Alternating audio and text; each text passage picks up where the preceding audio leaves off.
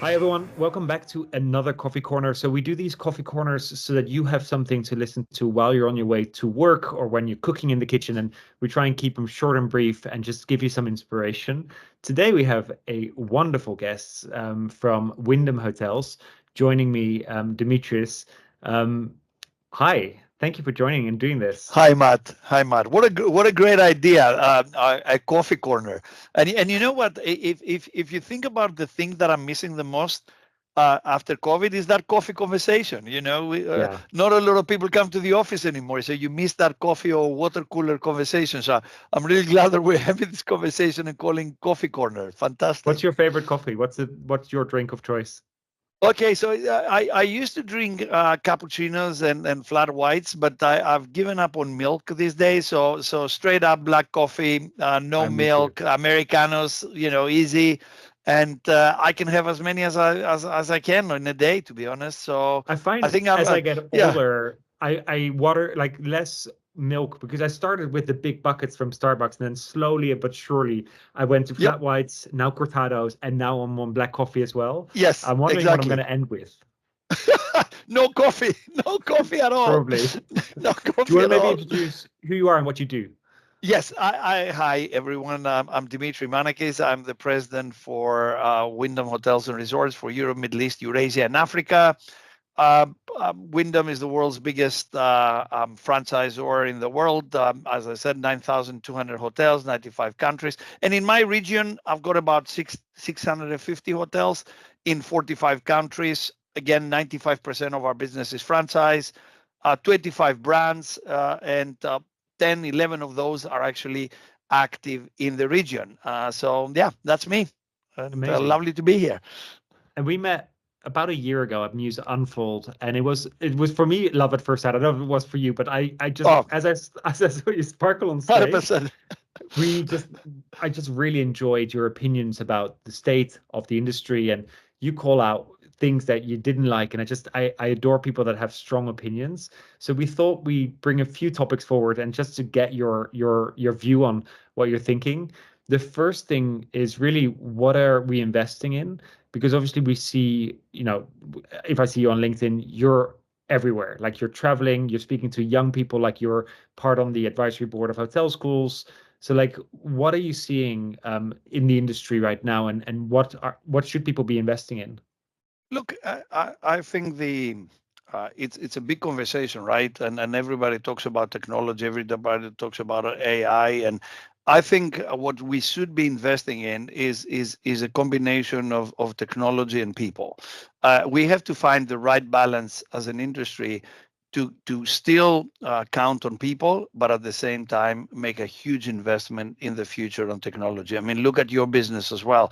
You're investing. I remember you telling me a couple of months ago how you have actually progressed of being a small startup to being almost a $1 billion company, and how you've actually grown.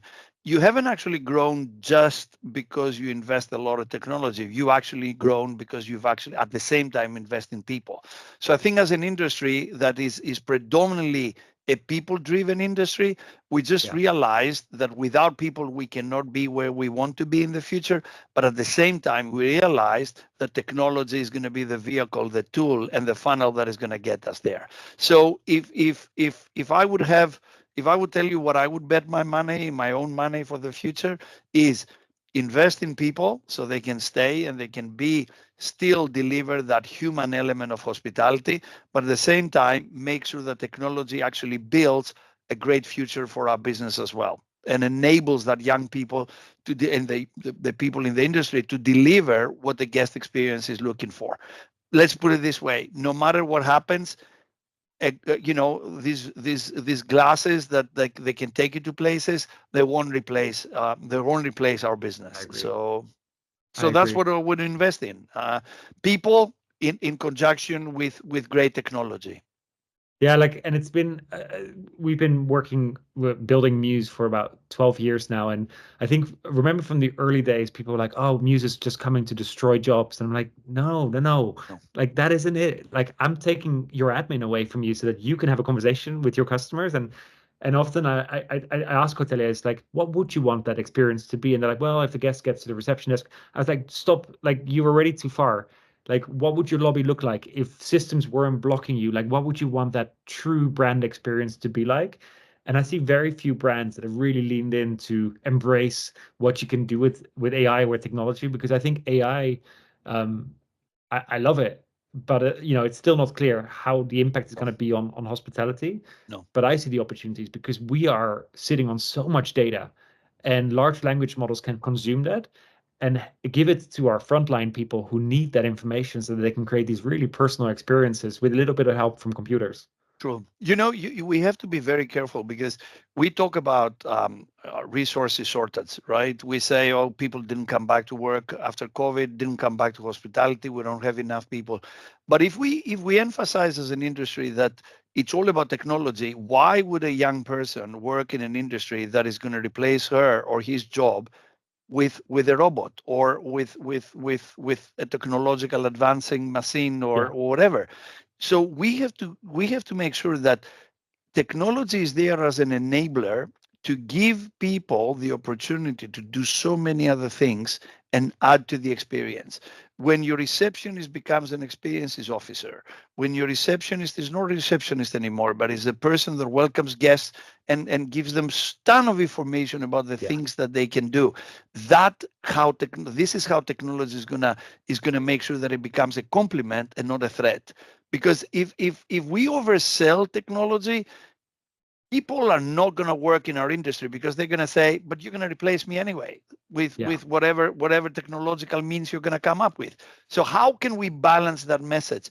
We use technology to provide better experiences to guests, but at the same time make sure that our staff members, our team members, our associates actually get empowered to deliver a better experience. That to me is what we should be investing in. Because how should a hotel think about training their teams to have these really personal, because like a check-in or a checkout, I just checked into the hotel that I'm in right now, and it went through the same credit card and passport, and then I got given a key and I pointed to the elevator and breakfast starts at 6:30, and I thought, how do you teach these people that we taught for so many years to say those things to actually not do that and actually like connect with the humans? But how do we achieve that? Pre-arrival experience, Matt. You talk to people before they arrive. Make sure that you know a lot of things about your guests before they actually walk into the door. Make sure that you use technology in order to see what their preferences are. Yeah. Send them a Facebook or whatever, a TikTok video about your hotel, or a TikTok video about the whatever. If let's think about this. So you arrive at the hotel, but you've already received a TikTok video of 20 30 seconds of the 5 things that you can do in 150 or 200 meters around the hotel, Yeah. restaurant, bar, or a great thing that is happening in the hotel that night that you're going to be there. So if we know who's coming, why don't we make sure that the pre-arrival is as important as the arrival?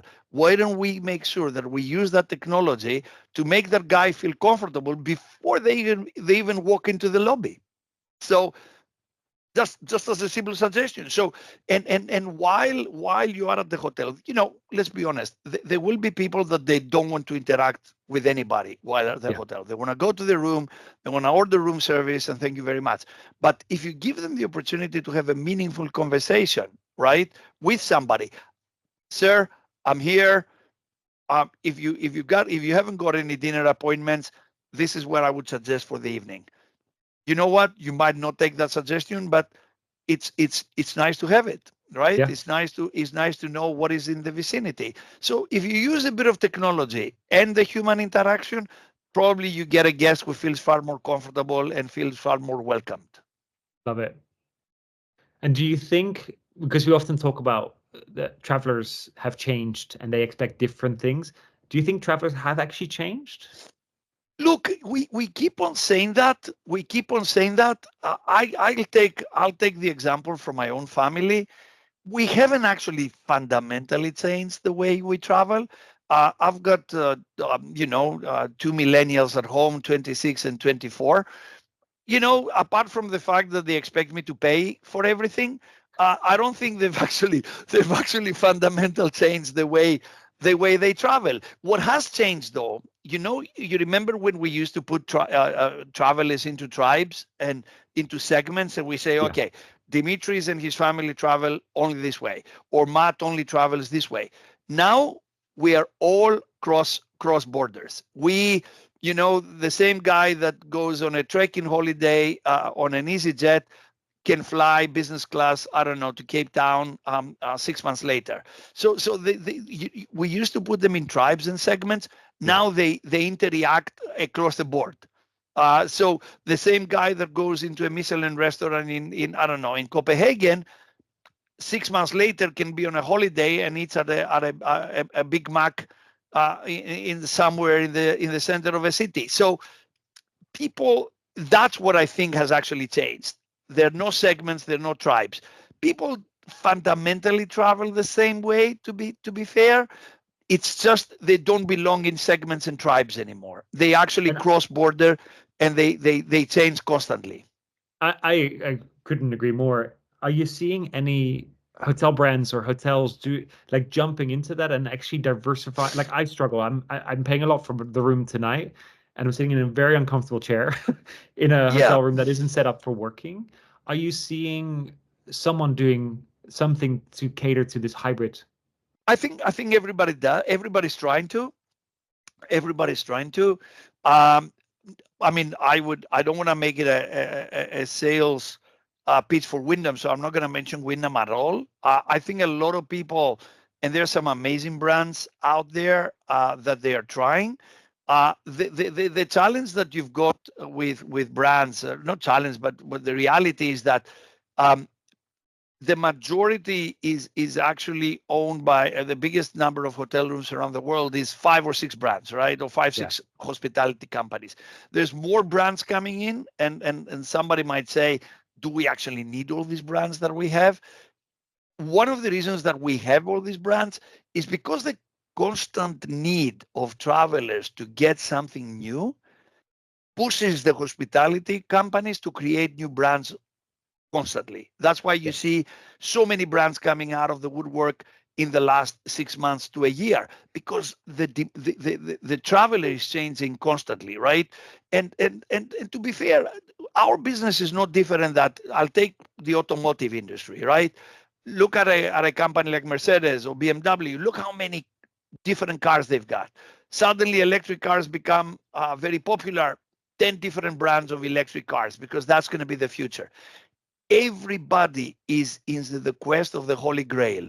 What is the Holy Grail? Finding brands and products and services that they will be appealing to the new traveler, or to the way people want to travel for the future. And that is a constant quest. Some people get it, some people don't get it, some people will get there sooner, some people will get there later. yeah, But as an industry, we are in a constant search for that Holy Grail. yeah. And I don't think we found it yet. But like, No, I I don't. think, I don't think we have. That's why I said it's a constant search, is a constant yeah, quest for that objective, for that holy grail. yeah. Like I think the trend that I like seeing is that a lot of brands are moving into the extended stay or the apart hotel segment. And I'm like, that seems to address some of these needs, but it doesn't fully, because I actually like the benefits of a hotel. I just want a comfortable co-working space, and I don't want to be in a soulless apartment without a restaurant. So like, Yeah. I think I like where it's going, but I think there's work to be done. Yes, there's a lot of look. There's a lot of work to be done, and there are far smarter people than me who are on the case. Designers and brand people. It's the challenge, though, that I see, and we talk about brands, is we need to be very careful, because the industry is getting it to be a playground, is getting commoditized. So you've got Lamborghini, you've got Bulgari, you've got Mercedes, Yeah, you've got Armani, you've got even on the extended stay or the service apartments and branded residences.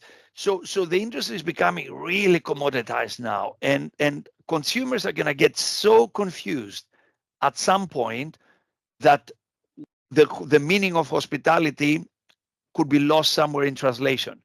yeah, Because how do you choose What do you choose? What do you get? Why do you pay the amount of money that you get, that you're paying, and what is the experience that you get out of it? So this is an interesting debate. I see that it will come up in the next few years. How the branded is co-living, co-working, our whole space is gonna actually interact with each other, and That's exciting. how many brands from other segments are going to come into this business. But we have to be careful. No matter what happens, hospitality is driven by humans to humans. Yeah. Humans delivering experience to humans. With Yeah. everything that goes around it, brands, they're still relevant, but it's still an experience driven by humans to humans. Well said. Any last tips for our audience today? What should a hotelier do? If they come into Yeah. work tomorrow, what's the thing that they should do tomorrow? Look, I'll tell you what. I always a lot of people ask me if I would believe in coming back to have second chance in life. What kind of business would I be in? I would say I would still be in hospitality. People say, a lot of people ask me what it takes to be successful in this industry, and the only thing I have to say is love people, not love what you do, because I do believe that everybody who works in any industry loves what they do. In our industry, you've got to love people. Yeah. Because if you don't love people, you're in the wrong business. You see, Matt, no matter what happens, we show up. We show up in every single day, no matter what happens at home, no matter what happens.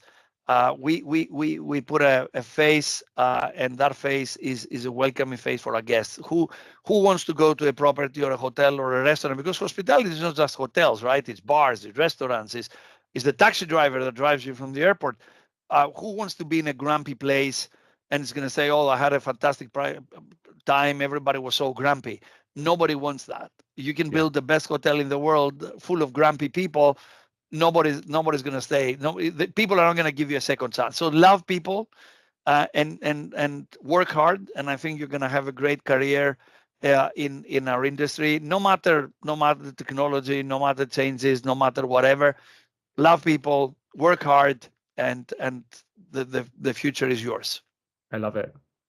And one of the things that I would like to leave everyone with is like, ask more open questions, because they Yep. lead to really genuine conversations. So how was your stay? It was fine. That's always the response, right? So if you ask, what can we do better next time you stay with us, you're more likely to get a genuine response and genuine interaction. And I think we have to go back to asking open questions rather than leading questions, and that will drive more genuine hospitality. Correct. Yeah, I try to do that in my own family as well. It's am I a good father, or what makes me a good father? You're so right. Actually, I love that. I love the way you said it. Open-ended question. Give people the opportunity to share their feedback with you, and it's too late when they left the room. When they left the hotel, it's too late. Interact where when people are there, and I think Mews, you guys are doing a phenomenal job creating the technology that actually gives people the opportunity to have that conversation while they're in the room, instead of way after they left, where they just jumped on the next experience and they just talk about the next thing. You give people the opportunity to interact while they're there. So yeah, that's how technology, Nice. for example, going back to your original question, this is how technology can help, having that dialogue while people are in the room, and that to me is very important. Thank you. As No, always, thank you. I wish I could spend another 30 minutes, but this is not the format for it. But luckily, you're joining us at Mews Unfold, so we get to Yep. spend a lot more time together in person, and hopefully with lots Yes. of hoteliers in the room as well. But thank you for doing this today. Thank you, Matt. Thank you very much. Thank you. I appreciate it a lot. Thank you. Bye bye.